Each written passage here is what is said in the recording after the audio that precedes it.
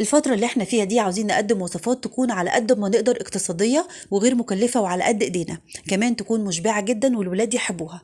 وصفة النهاردة بجد تفتح النفس ما تشبعيش منها. كمان مقدمة البطاطس بشكل جديد ومختلف. يلا بينا بقى نشوف عملناها ازاي. جبت البطاطس وقشرتها، طبعا بتجيبي الكمية اللي انت عاوزاها، انا استخدمت بالتقريب كده حوالي نص كيلو. هنقطعها لحلقات متوسطة، لا هي سميكة قوي ولا رقيقة. الطريقة دي بالظبط زي اللي بتتباع في مطاعم الفول والطعمية، ونروح ناكلها في سندوتشات كده بالعيش الشامي والسلطة والطحينة، ونسأل نفسنا هي معمولة ازاي. النهاردة هعرفك كل تفاصيلها، ازاي تطلع معاكي مقرمشة والطبقة ثابتة عليها وفي نفس الوقت مش شاربة كمية زيت كبيرة. بعد ما قطعناها لازم نغسلها كويس قوي تحت الحنفيه كده مرتين تلاتة. زي ما انتوا عارفين البطاطس بيكون فيها نسبه نشا عاليه، انا مش عاوزه النشا ده. فضفتها في بوله وهغسلها غسلتين تلاتة كده تحت الميه الجاريه، وبعد كده هضيفها في حله عشان هبدا اسلقها. بس التكه هنا هتتسلق نص سوا يمكن اقل، هقول لكم المده بالظبط. هننزل بالميه يا دوبك تغطي وجه البطاطس ومعلقه صغيره من الملح، وهنضيفها على البوتاجاز 7 دقايق ونقفل عليها مش اكتر عشان ما تتهريش معايا. لزوم الاكله الحلوه دي شويه بتنجان وفلفل. هتجيبي البتنجان تغسليه وتقطعي الجزء اللي من فوق وتقشريه بالطريقه الحلوه دي. خدوا بالكم ان قشر البتنجان فيه فايده عاليه جدا، ما تحاوليش تتخلصي منه كله. منك تستفيدي من القشر ده، الفايده اللي بتكون فيه كمان يديكي شكل حلو في التقديم. برضو هنقطع البتنجان الحلقات المتوسطه، لا سميكه ولا رقيقه. والفلفل برضو هنقطعه، انا استخدمت هنا فلفل رومي، حابه تستبدليه بحار زي ما انتوا عاوزين. غسلت طبعا قلب الفلفل من جوه، باكد على الموضوع ده كل ما استخدم الفلفل الرومي. ونقطعه الاصابع كده عشان نجهزه على القلي. في بوله نزلت بكوبايه من الدقيق ومعلقه كبيره من النشا، ودي التكه بتاعت حلقه النهارده بتخلي البطاطس مقرمشه ومش شاربه زيت. وبضايه وفصين من التوم الفريش. وهننزل بشويه من الكزبره الخضراء. والميه هننزل بالتدريج، انا عاوزه القوام يكون معايا مش خفيف، عاوزاه تقيل شويه، يعني زي قوام الكيك كده، يمكن اتقل حاجه بسيطه عشان يمسك على قطعه البطاطس. فعشان كده بنزل بالميه بالتدريج. ملاحظين انا ما ضفتش بيكنج باودر نهائي، واقول لكم ليه واحنا بنقلي مع بعض.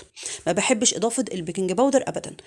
شويه من الكمون والبابريكا والملح وشويه من الكاري. الاضافه الجميله والجديده اللي هتعجبكم قوي، بتخلي لون البطاطس ذهبي وجميل، وكمان بتخلي الخلطه طعمها مميز.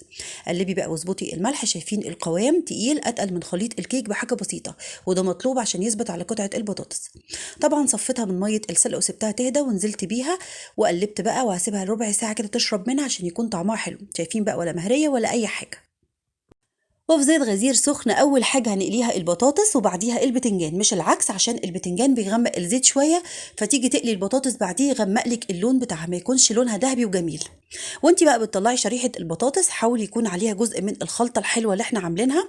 طبعا هي شربت منها وخدت التست المطلوب عشان تمسك عليها وتاخد القرمشه واللون الحلو.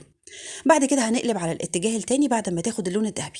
واحنا كده بنقلي، تعالوا اقول لكم انا ما بحبش اضيف نهائي البيكنج باودر، لانه بيخلي الطبقه تعلى، ما بتمسكش على البطاطس، وكمان تخليها تشرب كميه من الزيت. خدوا بالكم من الموضوع ده، فما تضيفوهوش ابدا. قلبي بقى. عاوزه اقول لكم ريحتها تجنن، يعني تقريبا بعد الحلقه دي مش هتعملي البطاطس المحمره ابدا. جربوها بالطريقه دي هتدمنوها، وكمان الولاد هيحبوها قوي. شايفين بقى اللون الذهبي الجميل والطبقة ثابتة عليها ومقرمشة خطيرة. هنصفيها على مناديل مطبخ. وبعد كده هننزل بالشوية الباقيين، حتى لو في قطعة بطاطس اتقسمت منك ولا حاجة، ما هي مسلوقة وانت كمان بتقلبي غصب عنك، عادي قليها، هتعجبك جدا، هتكون مقرمشة كمان اكتر. بعد كده هنقلي البتنجان. برضو التكة في قلي البتنجان لازم يكون لونه ذهبي، عشان لو غمق منك اكتر من كده هيمرر، تيجي تاكليه تلاقيه مر معاكي، وكمان بيفقد قيمته الغذائيه. لازم يكون لونه حلو ذهبي زي ما انتم شايفين. نقلب بقى على الاتجاه التاني، وهنبدأ برضو نطلع الكمية ونخلصها كلها، ونصفيها برضو على مناديل مطبخ. واخيرا الفلفل، حابه بقى تعملي فلفل بارد او حار او ميكس ما بين الاتنين زي ما تحبوا. هي الاكله كلها على بعضها كده بجد خطيره، تاخدش وقت ابدا معاكي، واقتصاديه وجميله وما كلفتناش حاجه. قلبي لحد لما الفلفل يدبل وياخد اللون المخضر الحلو، ما نغمقش، وبعد كده هنصفيه. ويلا بقى نشوف الاكل بتاع النهارده على طبق التقديم. ضفت على طبق التقديم شوية من الكزبرة الخضراء ورصية البتنجان والفلفل، وبدأت ان انا اضيف على وشه الدقة اللي انا عملتها. تعالوا اقول لكم على مقاديرها، مش اول مرة اعملها معاكم. ضفت في الكبة الثوم مع الفلفل الحار والبارد، كمون وبابريكا وكزبرة ناشفة وملح وشوية صغيرين من الفلفل الاسود، وشوية من الزيت قد معلقة كبيرة كده وزيها خل وعصرة ليمونة. فرمتهم كويس قوي وضفتهم على وجه البتنجان والفلفل، احلى دقة هتاكليها. وزينت برضو البطاطس التحفة دي بشوية من الكزبرة، طعمها وشكلها حاجة كده روعة. تعالوا بقى نشوف قلبها، مش شاربة ولا نقطة زيت، كمان مقرمشة، مميزة جدا جدا، كمان جديدة ومختلفة. بعد حلقة النهاردة مش هتعمليها محمرة تاني أبدا، جربوها متأكدة هتعجبكم جدا جدا. أظن بقى وصفة النهاردة تستاهل منكم لايكات كتير لو الفيديو عجبكم، والاشتراك في قناتي على اليوتيوب اسمه بخرد وسراج.